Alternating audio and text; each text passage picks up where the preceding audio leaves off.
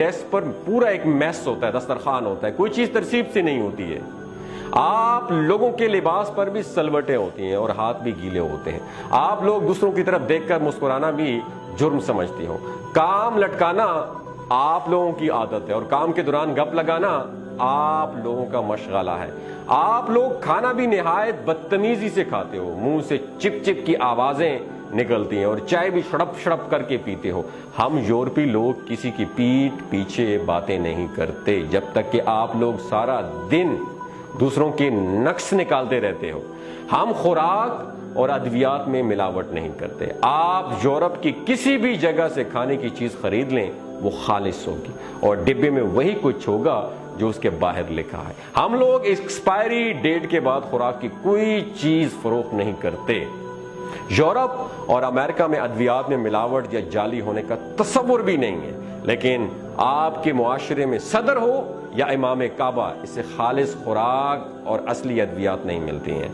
وہ رکا اور پھر بولا کہ میں نے تم لوگوں کو کبھی پڑھتے ہوئے بھی نہیں دیکھا۔ تم لوگ روز مٹھائی اور چاکلیٹ خریدتے ہو، لیکن میں نے تمہیں کبھی کتاب خریدتے نہیں دیکھا۔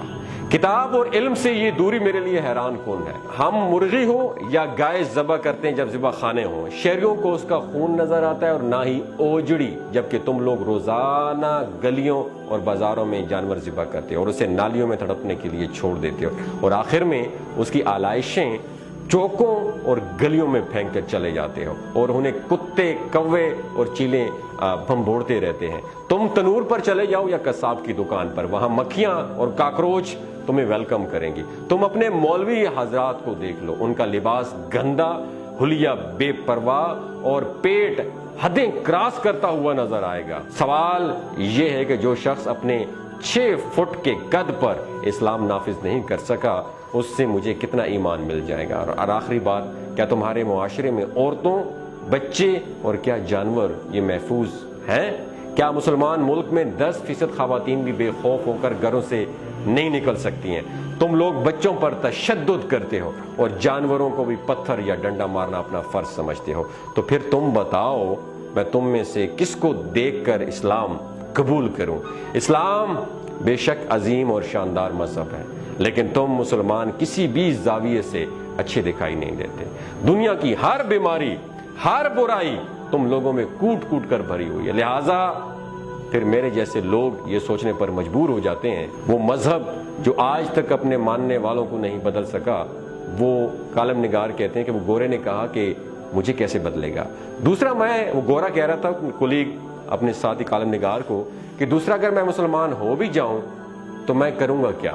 کیا میں بآواز بلند ڈکار مارنے کے لیے اسلام قبول کروں یا عورتوں کو گھورنے اور 40 انچ کی کمر کے لیے مسلمان ہو جاؤں؟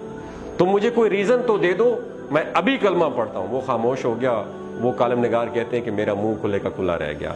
شیخ فرید صاحب رکے، یہ کالم نگار تھے، ان کا نام تھا شیخ فرید صاحب، رکے، پھر لمبی لمبی سانس لے کر بولے، میں اس گورے کی باتوں پر آج بھی شرمندہ ہوں اور میں نے اس کے بعد کسی غیر مسلم کو تبلیغ نہیں کی، اور میں یہ مانتا ہوں کہ میں 84 سال کی عمر میں خود کو مسلمان نہیں بنا سکا، میں اسلام کے معیار پر پورا نہیں ہوتا۔